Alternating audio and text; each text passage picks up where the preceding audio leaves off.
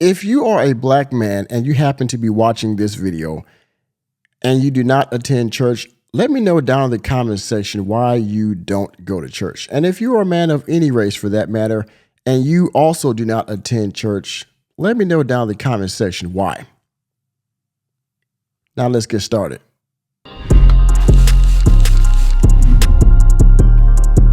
So as most of you know, there is a big controversy going on with Mr. Marvin Sapp. Now, Marvin Sapp is a very respected and decorated gospel singer and preacher. And there was a clip that resurfaced from, I believe they say a year ago, of him in another person's congregation. Now, they weren't in a congregation. They were at a convention, I believe. And he was attempting to collect donations or tithes of some sort in order to, I believe, fund the convention, I believe. And the way he did it, a lot of people took issue to it. And this has brought up the issue of why black men and, well, men in general, but specifically for the purpose of this topic, black men do not attend church. Now, I want to play this clip by Marvin Sapp to get all of you up to speed. And then I want to go to a clip where Pastor Jamal Bryant, he goes into some of the statistics of black men in church and a reason why they might not go. Now, again, a broken clock is right twice a day. I do not like Pastor Jamal Bryant because him, and in larger part, the black church, has promoted a lot of things that go against our community, that actually puts our community in a worse position, all right? They have promoted a lot of politics, specifically democratic causes. They have promoted the rainbow community. They have also promoted largely single mothers and single parent households, all right? So those are things I can't go against and still be in the church. I myself do not attend church for those reasons and others, all right? So without further ado, we're going to get into this Marvin Sapp video and catch you all up to speed on the controversy, then get into the numbers, all right?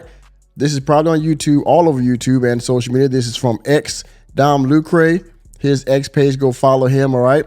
Before we get into it, I got to get my fair use clause before we start reacting to content. So, fair use.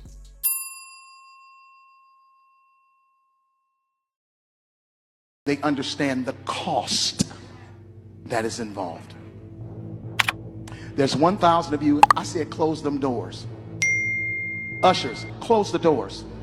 Close the doors. Close the doors. We all gonna leave together. Y'all ain't going no place but to the restaurant. Now, I got to break this down because they got music in the background, all right? But the issue that he's going to run into, for one, he told everybody to close the doors, all right? And then he's going to start asking for donations in a way. The way he's going to ask or request for these donations is going to upset people, that has upset people in recent days because of this resurfaced clip, all right? So there's 1,000 of you tonight, and those that are watching, it's 1,000 that's watching online. This is a small seed. If I get 1,000 online to give this, if I get 1,000 in the sanctuary to give this, that's $40,000 tonight.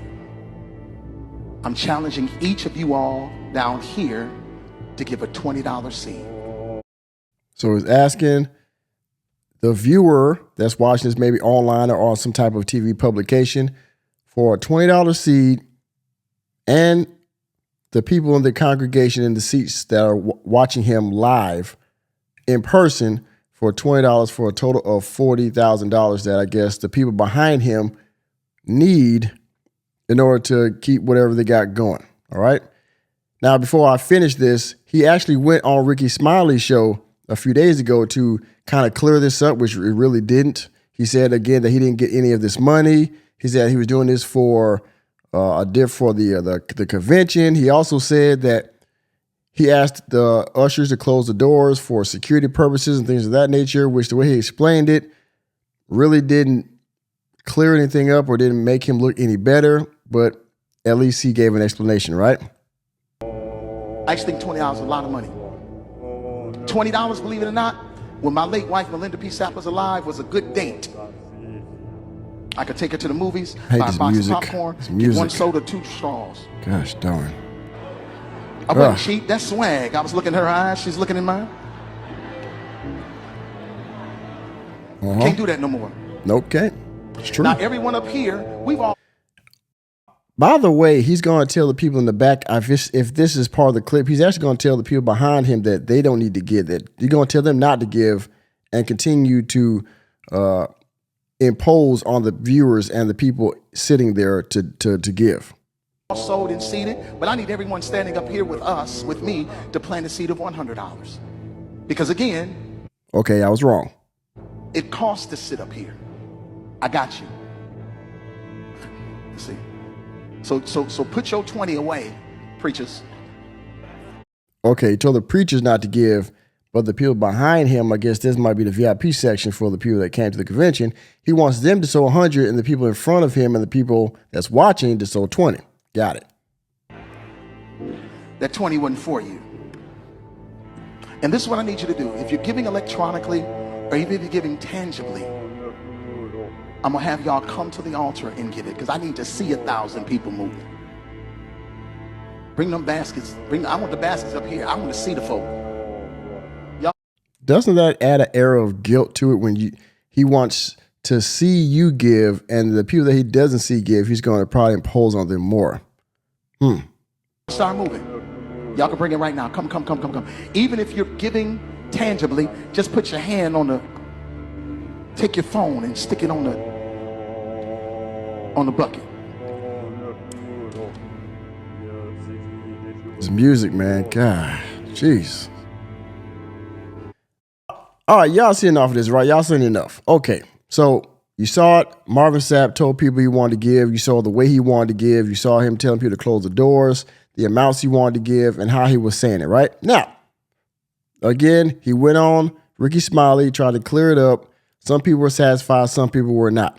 Now let's get into the Jamal Bryant clip where he goes on to start talking about the numbers of black men in the congregation in response to this controversy that has brought up the issue of black men and church. Hold on. All right, now shout out to Bllaklabel on TikTok. It's spelled B-L-L-A-K label on TikTok. This is the individual I got this content from, so I will leave a link to this video for her in the description box. You can go to her channel and leave a like if you will. But this is where he's going to break down the statistics of black men in church and the fact that mostly black men had a problem with what Marvin Sapp said in that clip, right? So let's get to it. At George Fox University was staggering and alarming. According to the work done in his dissertation, 80% of black men, hear this, 80% of black men don't attend church. Wonder why? Or watch it online. And now, I watch church online. There is a man that I watch. His name is, what was his name? I'm sorry. Gosh darn, it just slipped my mind.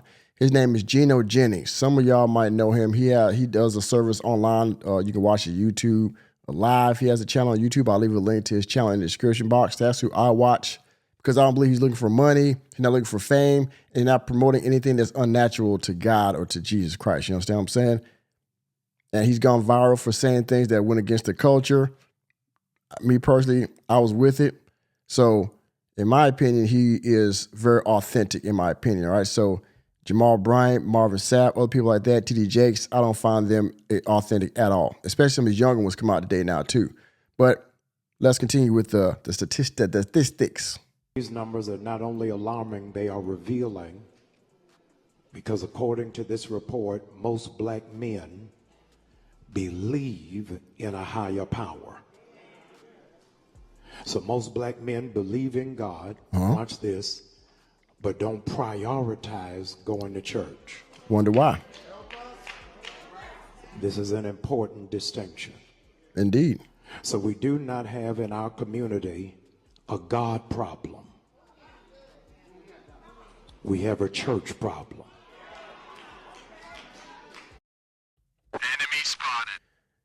Damn right you do, Jamal Bryant. You don't have a black man of God problem. You have a church problem. Me, myself, I believe in a higher power. I believe in Jesus, but I do not attend church. And if you ask most black men out there today, middle-aged, some younger, they believe in Jesus as well. They have the Bible. They read it from time to time. They pray and all those good things. But do they go to church? No, they don't. And he's going to go on to explain why.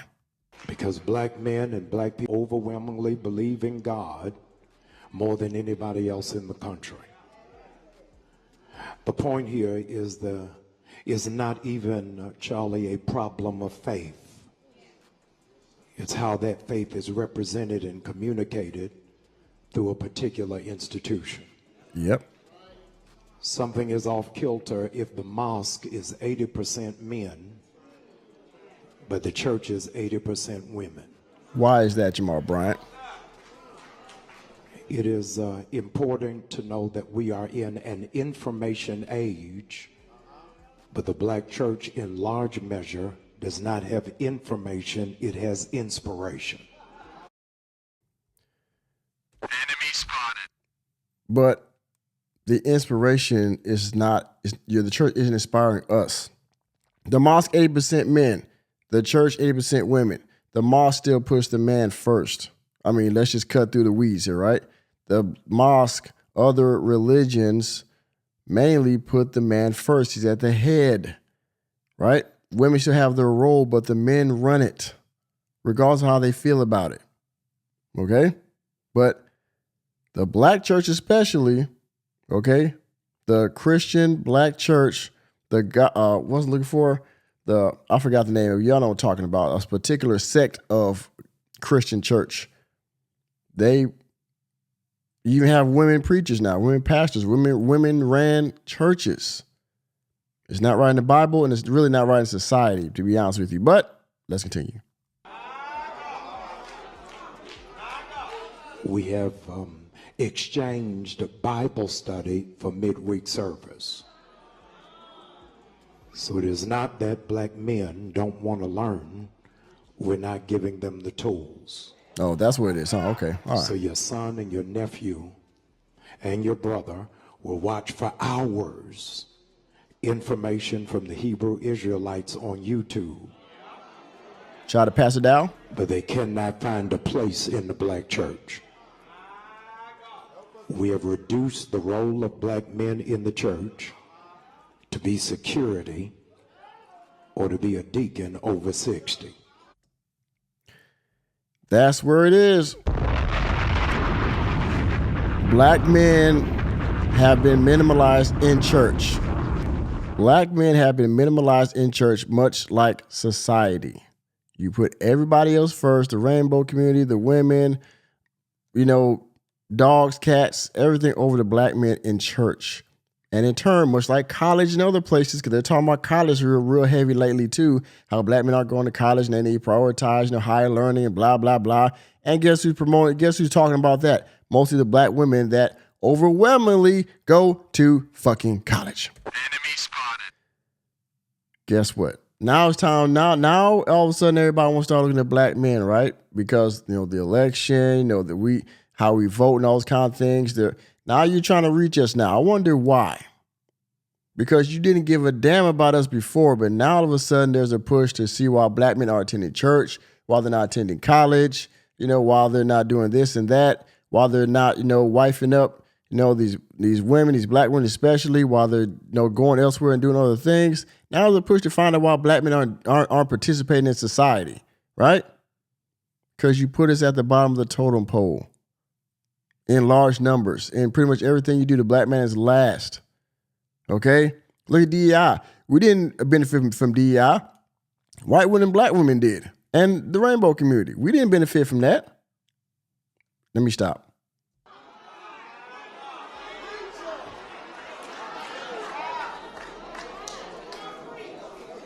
But since it is a church problem, we have to convince black men of the value of church because they already know the value of God.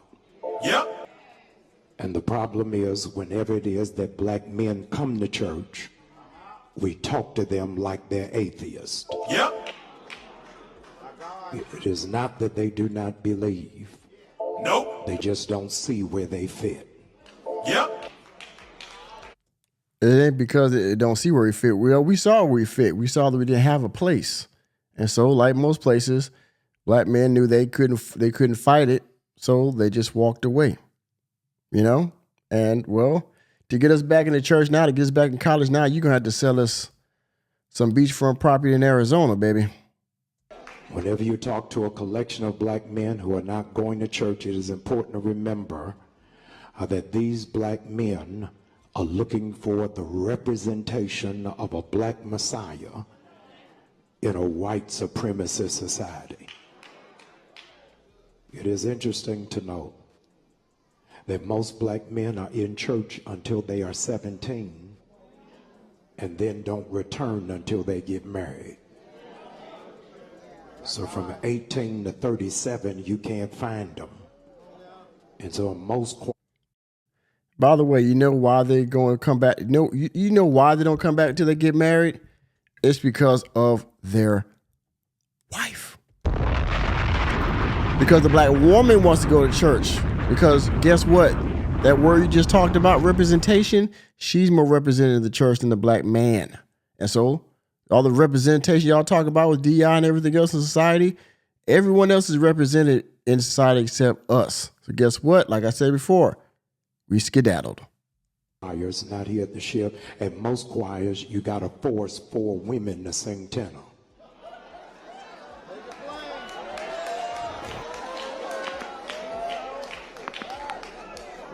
Because they do not see the value.